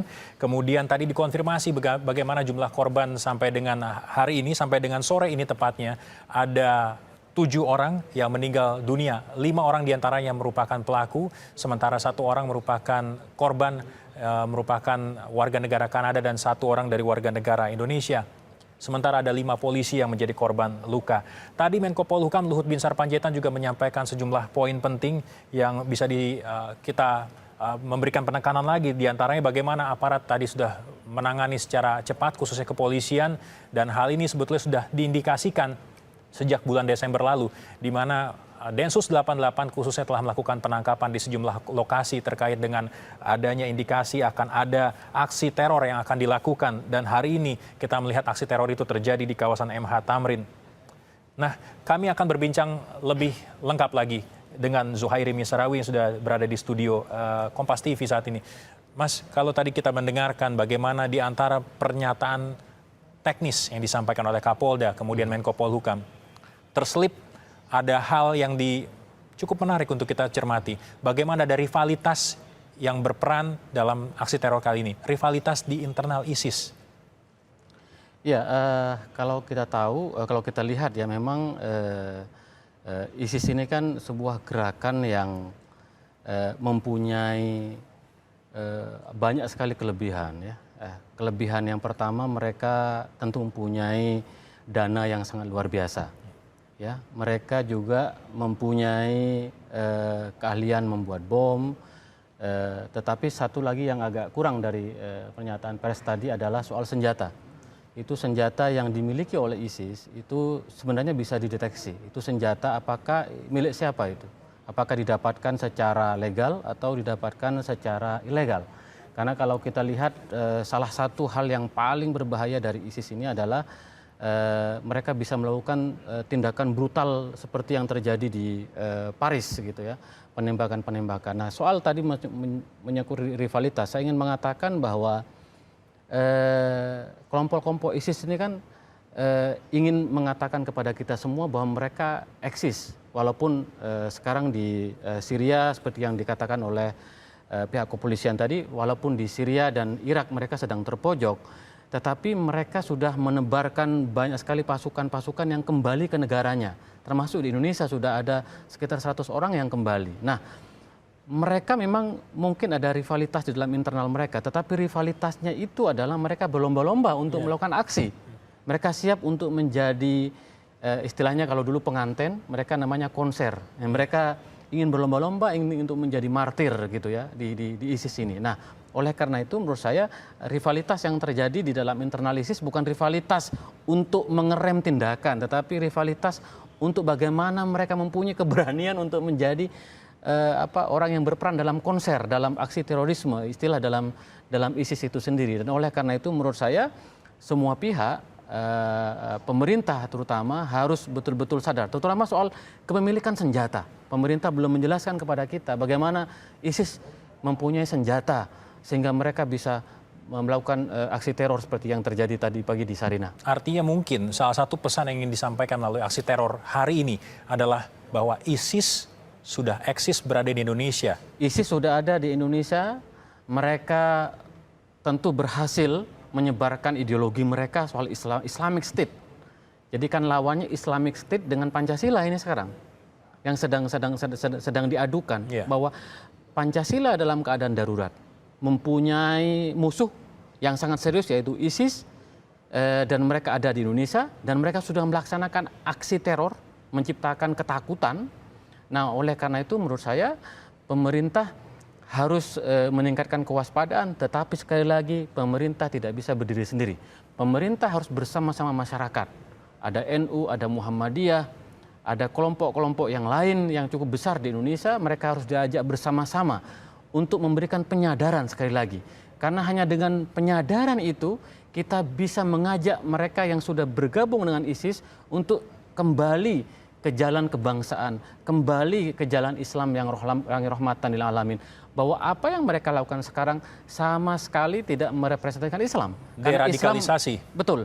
Islam itu bukan agama kekerasan. Islam itu adalah agama yang mendorong kepada perdamaian. Karena hakikat dari Islam adalah salam, adalah perdamaian.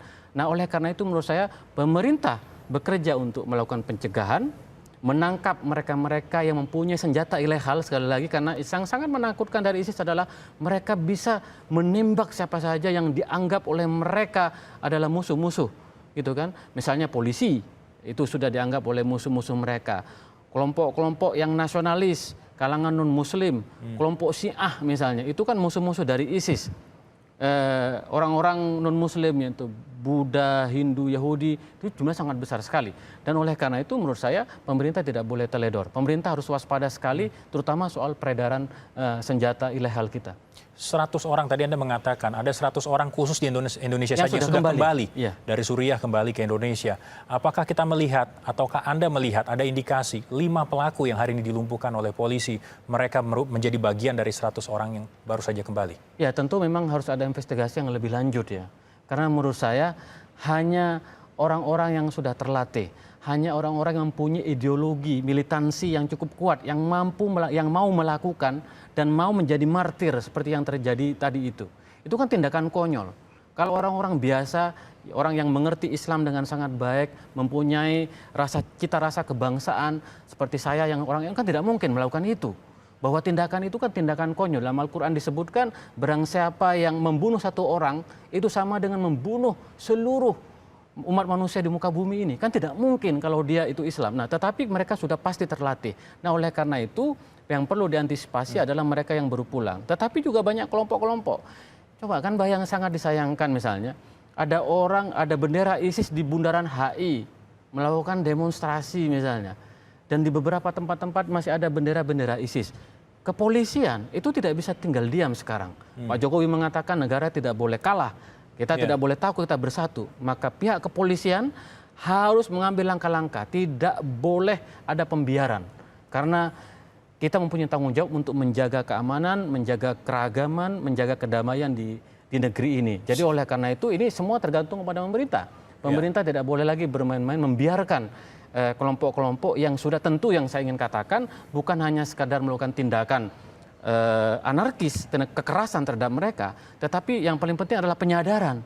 Menyadarkan mereka-mereka yang sudah tergabung, mereka yang sudah pulang dari Syria ini, supaya mereka kembali lagi menjadi bagian dari Negara Kesatuan Republik Indonesia. Ya, tadi kita melihat ada pernyataan yang disampaikan, ada satu sosok atau satu nama disebutkan, Bahru Naim. Ya.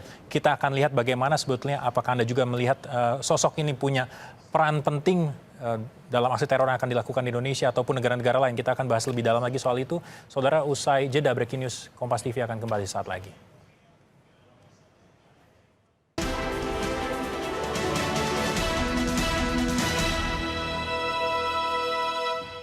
Kembali lagi di Breaking News Kompas TV, saya masih bersama dengan Zuhairi Misrawi, pengamat politik Timur Tengah. Tadi kita menyimak bagaimana Kapolda Metro Jaya memberikan pernyataan. Salah satu poin yang disampaikan adalah ada dugaan keterlibatan dari Muhammad Bahru Naim. Anda punya catatan soal sosok yang satu ini? Iya, Bahru Naim ini pernah ditangkap oleh Densus 88 pada bulan November tahun 2010. Dia aktivis Solo, jadi dikenal terlibat dalam gerakan teroris ya. Tapi memang sangat mengejutkan pernyataan dari pihak kepolisian tadi bahwa Bahru Naim sedang menghidupkan sel-selnya kembali yang bergabung dengan ISIS itu. Tapi memang kalau kita lihat bendera ISIS kan dalam dua tahun terakhir atau 3 tahun terakhir kan bergentayangan di Solo. Ya. Bergentayangan di Solo. Maka oleh karena itu memang ya harus diwaspada sekali. Jadi jangan main-main karena ISIS itu bisa mengecoh kita dari benderanya, gitu. Karena benderanya seolah-olah dia menegakkan kalimat La ilaha illallah Muhammadur Rasulullah, ya kan? Jadi itu kalimat yang sangat sakral dalam tradisi Islam. Tetapi menurut saya kita jangan fokus pada satu orang ya, pada Bahru Naim ini, karena bagaimanapun mereka sudah beranak pinak. Ya, nah, beranak pinak ini menjadi pertanyaan, apakah artinya kita akan melihat banyaknya kantong-kantong dari ISIS, bagaimana mereka sudah menempatkan kekuatan-kekuatan mereka? Data kita ISIS itu tentara di Indonesia itu ada 1.000 tentara. Mereka punya 1.000 tentara yang sudah berbaiat kepada ISIS. Ada 10 juta menurut survei fansnya, orang yang tertarik dengan ajaran ISIS.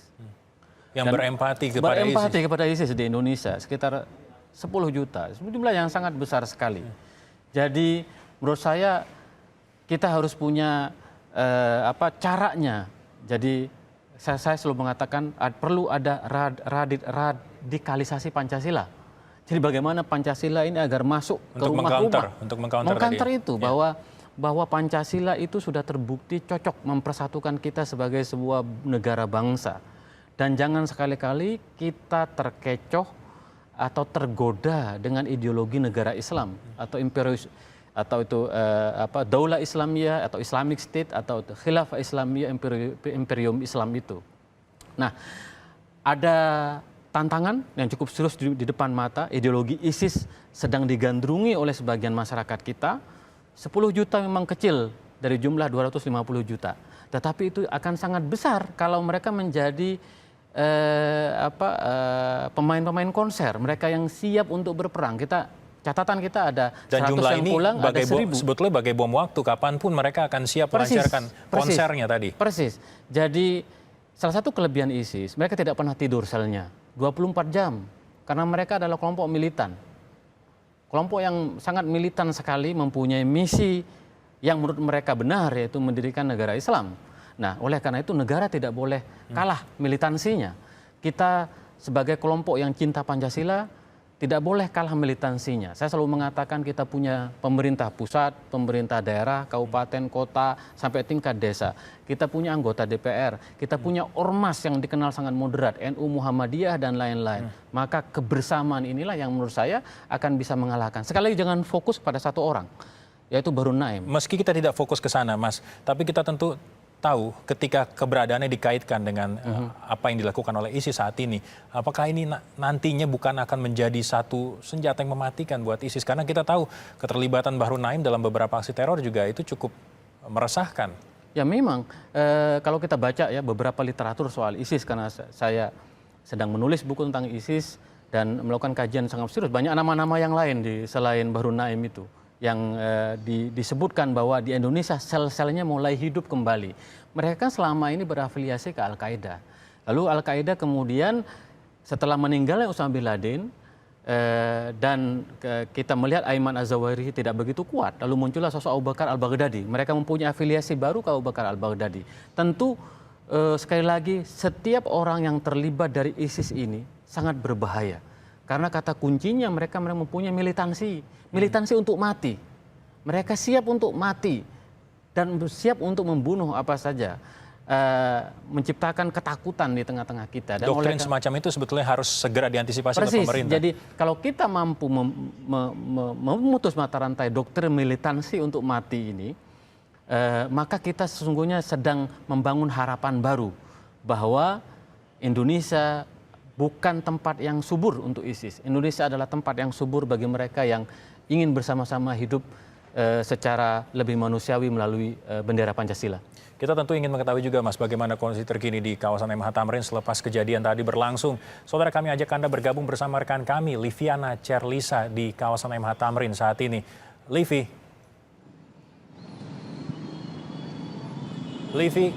kami dengar saat ini di kawasan MH Tamrin kondisi sudah berlangsung normal. Silakan dengan laporan Anda, Livi.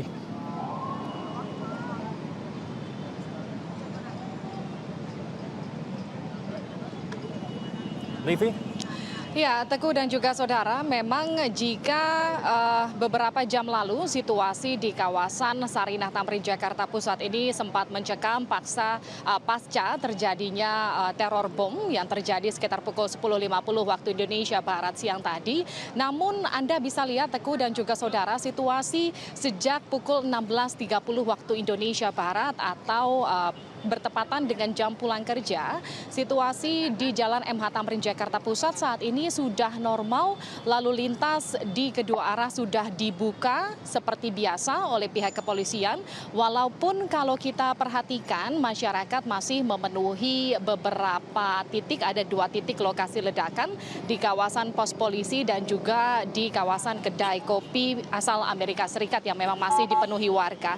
Tapi situasi cenderung ramai lancar, walaupun kalau diperhatikan jalur Transjakarta masih belum bisa kembali normal, artinya bus Transjakarta masih menggunakan jalur umum karena jalur bus Transjakarta sore hari ini masih dipenuhi oleh kendaraan taktis dan juga kendaraan barakuda milik kepolisian.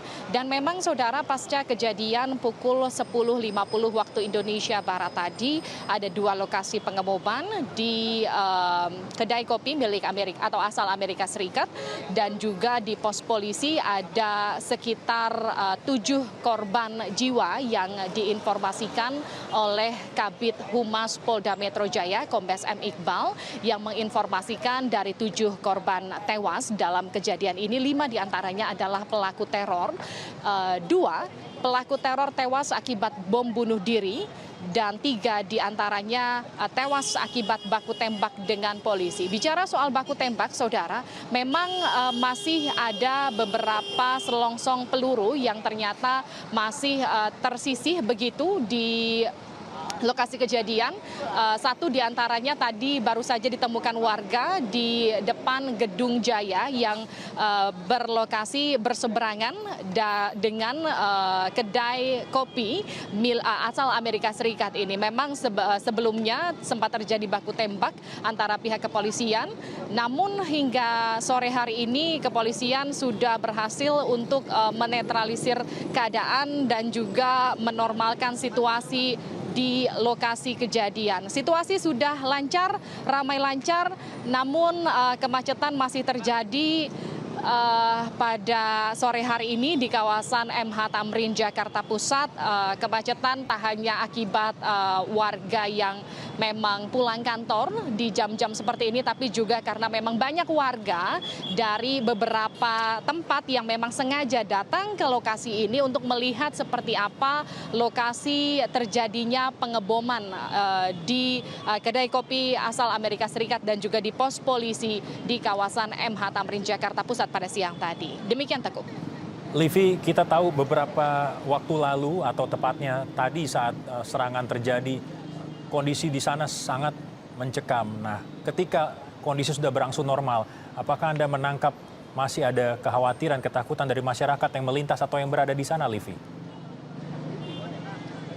Ya, Teguh, jika memang kita ingat lagi atau kita lihat lagi bagaimana situasi yang terjadi pada siang tadi, ini memang 180 derajat jauh berbeda dengan situasi saat ini. Kalau tadi sebelum pukul 16.30 waktu Indonesia Barat atau pukul 4:30, semua jalur tepatnya baik dari arah Bundaran HI maupun dari arah Patung Kuda, semuanya ditutup, jalur-jalur ini steril, tidak bisa dilalui sama sekali baik oleh wartawan maupun oleh warga. Jadi memang situasi sangat mencekam, tapi itu berbeda 180 derajat dengan saat ini karena warga sudah boleh masuk, sudah boleh melihat bagaimana situasi yang atau bagaimana sisa-sisa kejadian pada siang hari tadi. Dan memang pihak kepolisian juga sudah memastikan situasi sudah kondusif dan sudah aman terkendali sehingga memang jalur sudah dibuka sehingga rasa khawatir warga atau rasa cemas warga yang sempat terjadi pada siang tadi nampaknya sudah mulai sedikit memudar begitu pada sore hari ini, Teguh. Livi, kita tahu Tamrin merupakan pusat bisnis, pusat perekonomian juga. Nah, apakah Anda mendapat informasi terkait apa yang terjadi hari ini? Kemungkinan besok misalnya kegiatan perkantoran akan diliburkan misalnya atau mungkin ada informasi lain terkait dengan hal ini? Terkait kegiatan perkantoran akan diliburkan atau tidak, informasi resminya masih belum dapat kami sampaikan karena kembali kepada perusahaan masing-masing. Tapi kalau kita lihat kondisinya sore hari ini nampaknya semuanya akan kembali normal besok karena pihak kepolisian juga sudah memastikan sekali lagi 4 jam pasca terjadinya ledakan situasi sudah aman terkendali, warga sudah bisa kembali beraktivitas. Tapi kalau kita perhatikan Teguh, kedai-kedai makanan baik di kawasan Plaza Sarinah, kalau kita lihat di sebelah sana memang semuanya masih belum bisa beroperasi atau kita katakan masih tutup hingga saat ini, masih belum bisa dipastikan apakah esok hari kedai-kedai makanan atau tempat pusat perbelanjaan tersebut akan kembali buka atau belum. Tapi yang dapat dipastikan hingga sore hari ini pusat perbelanjaan tersebut masih ditutup karena memang tim dari Lapor sendiri masih melakukan olah TKP. Olah TKP baru saja selesai di kedai kopi asal Amerika Serikat tersebut dan memang kalau kita lihat beberapa polisi masih berjaga-jaga di sini. Jadi kalau dikatakan apakah situasi sudah kembali normal karena situasinya sekarang masyarakat sudah bisa beraktivitas, saya rasa besok situasinya sudah akan lebih cenderung normal dibandingkan dengan sore hari ini, Teguh. Tapi kalau toko-toko hingga sore hari ini masih tutup. Baik, Liviana Cerlisa, terima kasih untuk laporan langsung Anda yang sudah memantau dan memberikan perkembangan terkini bahwa kawasan MH Tamrin sudah dibuka, sudah bisa dilalui oleh warga dan sudah berangsur normal. Saudara, tetap bersama kami. Breaking News Kompas TV masih akan segera kembali sesaat lagi. Anda kembali bersama kami di Breaking News Kompas TV. Saya masih bersama dengan Zuhairi Misrawi, pengamat politik Timur Tengah. Mas, kalau seandainya kita lihat bagaimana aksi pelaku tadi, salah satu yang tertangkap kamera adalah pelaku yang tadi melepaskan tembakan.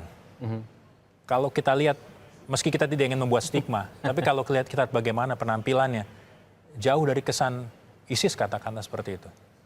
Ya, pakaian itu kan bisa bagian dari strategi. Kalau kita lihat memang kalau di Timur Tengah mereka pakai baju hitam-hitam. Sehingga mudah diidentifikasi ISIS, bahwa itu adalah ISIS. Nah, tadi memang pakai pakaian yang sedikit parlente, ya, pakai Levi's dan kaos yang sangat gagah sekali.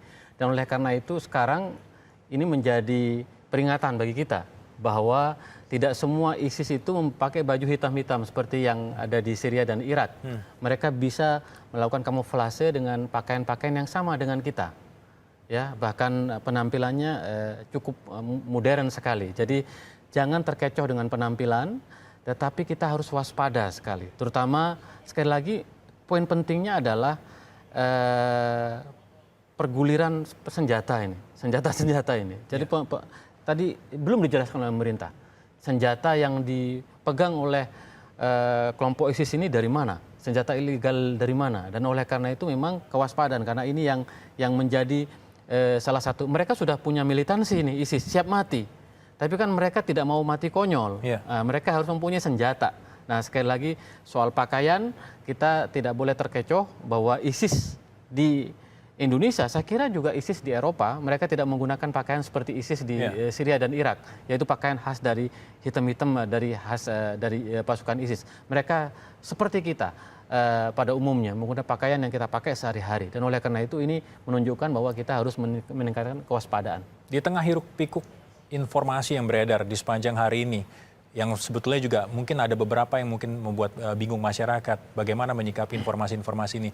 Kita juga belum mendengar ada klaim dari ISIS bahwa mereka yang bertanggung jawab atas peristiwa ini atau teror ini. Ya, memang tadi hanya ada beberapa media yang mengatakan bahwa ISIS mengklaim.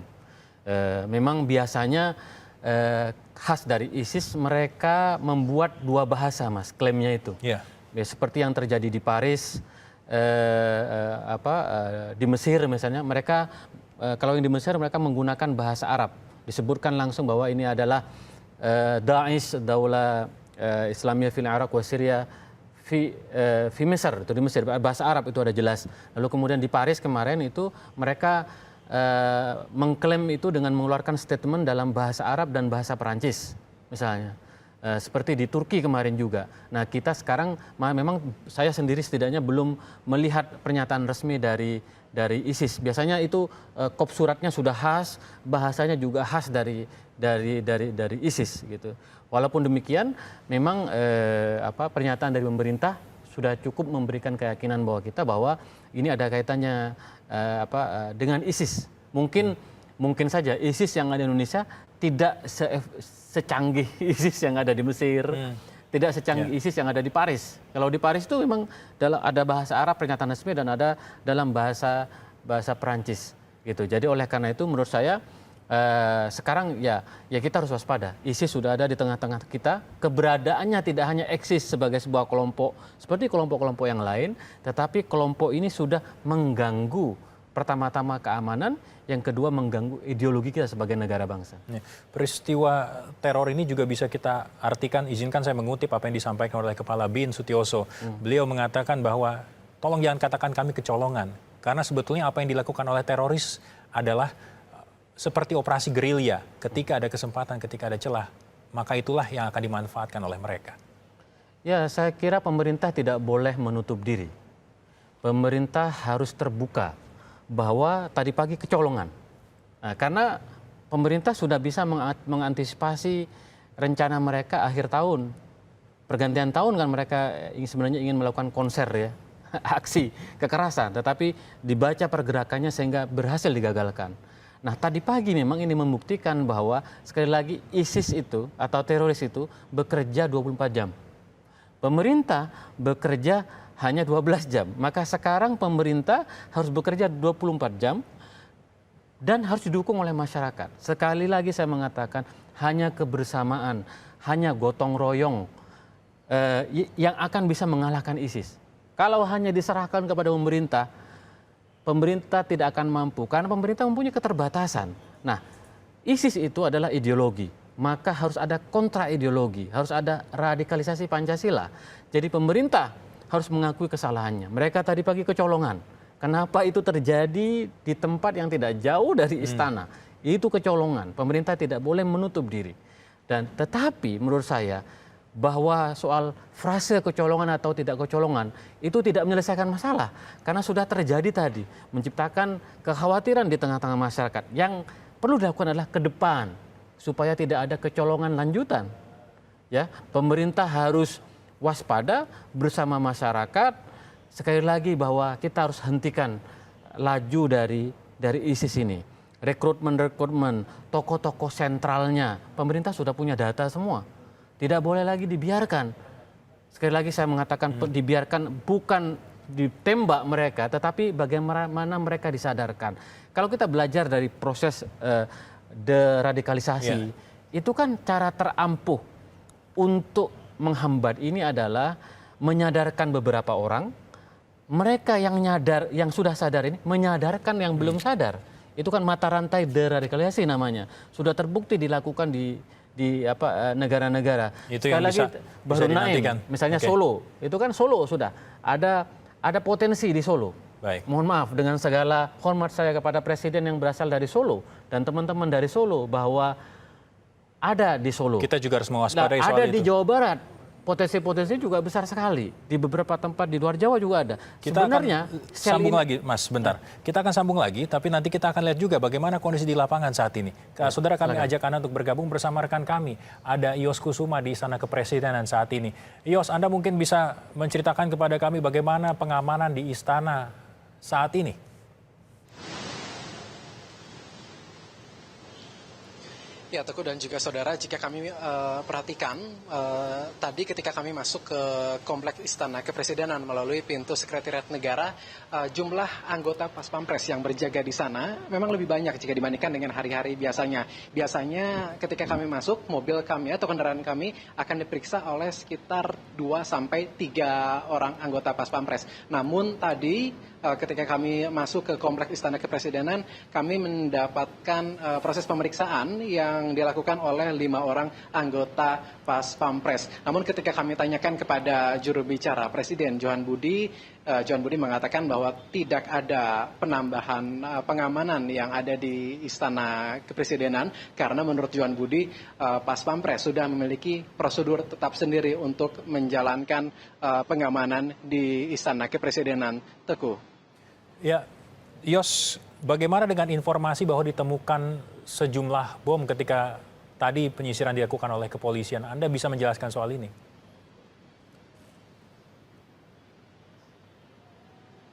Ya, benar sekali. Tadi dijelaskan oleh Kapolda Metro Jaya, yakni Inspektur Jenderal Tito Karnavian, bahwa tadi polisi melakukan olah TKP di tempat-tempat terjadinya serangan, baik itu ledakan maupun baku tembak di Jalan MH Tamrin. Dan dari hasil penyisiran ini, polisi menemukan 5 bom kecil atau bom granat tangan, disebut demikian oleh kepolisian, dan 1 bom yang berukuran lebih besar, yakni bom yang seukuran dengan 1 kaleng besar. Demikian disebutkan oleh Kapolda Metro Jaya Tito Karnavian. Dan Tito pun tadi sempat menjelaskan bahwa seluruh anggota kelompok teror yang melakukan serangan tadi pagi ini semuanya sudah berhasil dilumpuhkan oleh kepolisian dan tidak ada anggota teror yang tadi melakukan serangan yang sempat melarikan diri, sehingga ini mematahkan spekulasi ataupun isu-isu yang berkembang di masyarakat melalui pesan singkat pada hari ini. Dan ini pun disebutkan oleh Pramono Anung, Sekretaris Kabinet, agar masyarakat tidak terpengaruh oleh isu-isu yang disebarkan secara tidak valid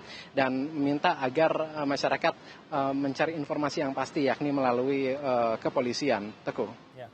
Yos, di luar tadi apa yang sudah disampaikan dalam keterangan pers oleh sejumlah pihak dari istana tadi, apakah Anda mendapat keterangan apa yang menjadi motivasi kemudian penyebab dan pemicu dari aksi teror ini terjadi pagi tadi?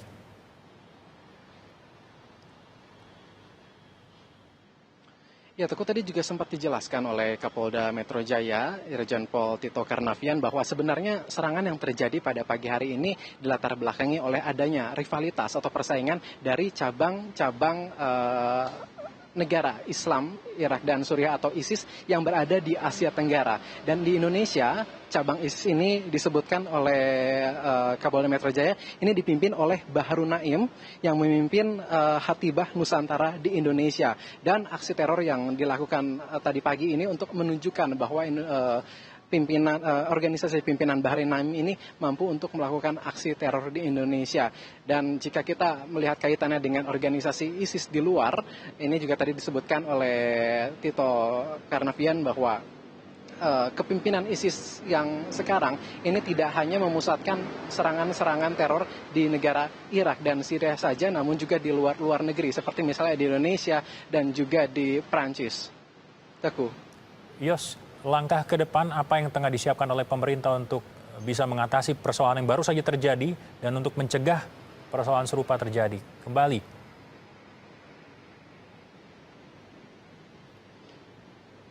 Ya, Teguh, tadi sebelum rapat dimulai kami sempat sedikit mewawancarai Kepala Badan Intelijen Nasional dan juga pejabat-pejabat lainnya, seperti misalnya adalah Menteri Pertahanan Ria Mizard Triakudu, dan tadi Ria Mizard mengakui bahwa sebenarnya Jakarta ini bukan hanya satu-satunya tempat yang diincar atau menjadi sasaran teror bagi kelompok-kelompok teror yang ada di Indonesia. Namun juga ada tempat lainnya, yakni Bali. Mengapa Bali? Menurut Menhan Ria Mizard, Jakarta dan Bali ini adalah dua tempat yang berpotensi untuk mendapatkan pemberitaan yang besar jika kemudian terjadi teror di kedua tempat ini sesuai dengan tujuan mereka untuk menebar teror. Tapi ketika kami tanyakan kepada Kapolri Jenderal Badrodin Haiti tadi selesai rapat, apakah akan ada pengamanan tambahan di Jakarta ataupun di luar daerah Jakarta, dan tadi Kapolri mengatakan bahwa belum ada keputusan untuk menambah jumlah pengamanan di daerah-daerah tersebut termasuk Jakarta, namun kepolisian akan bekerja sama dengan Tentara Nasional Indonesia atau TNI untuk mengamankan beberapa daerah yang dianggap vital oleh kepolisian. Yos, beberapa saat lalu Presiden Joko Widodo datang langsung meninjau ke lokasi ledakan. Nah, untuk sore ini, apakah Anda bisa memberitahukan kepada kami apa yang menjadi kegiatan Presiden? Apakah masih terkait dengan rapat-rapat untuk membahas penanganan teror yang terjadi hari ini, Yos?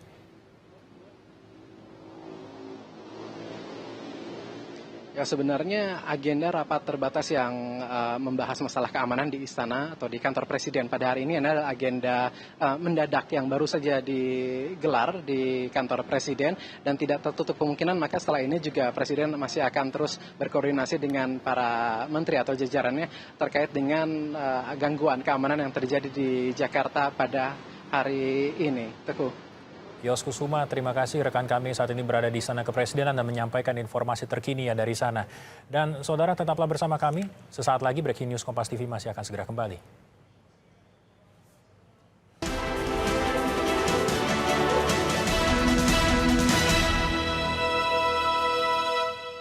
Terima kasih Anda masih menyimak Breaking News Kompas TV. Saudara, Kapolda Metro Jaya Irjen Tito Karnavian mengatakan telah mengetahui identitas dari kelompok yang melakukan aksi teror di Jakarta. Kini pihak kepolisian masih melakukan pengejaran para anggota kelompok ini. Jaringan pelakunya sebetulnya adalah jaringan pelaku yang berhubungan dengan kelompok ISIS di Raqqa, pusatnya di Raqqa. Jadi rekan-rekan paham mungkin bahwa ISIS ini merubah strategi. Dulu strateginya hanya melaksanakan operasi di Syria dan Irak. Tapi kemudian ada perintah dari amirnya Abu Bakar Baghdadi untuk melakukan operasi di luar wilayah Syria dan Irak, dan kemudian dibentuk cabang-cabang ISIS di seluruh dunia. Baik di Prancis, di Eropa, Afrika Utara, kemudian di Turki misalnya, termasuk di Asia Tenggara. Sel-sel ISIS yang ada di Asia Tenggara ada di Indonesia, Malaysia, Filipina, Thailand, dan lain-lain. Dan kemudian khusus untuk yang di Asia Tenggara ini ada satu orang tokoh, yaitu Bahru Naim, yang ingin mendirikan namanya Katibah Nusantara.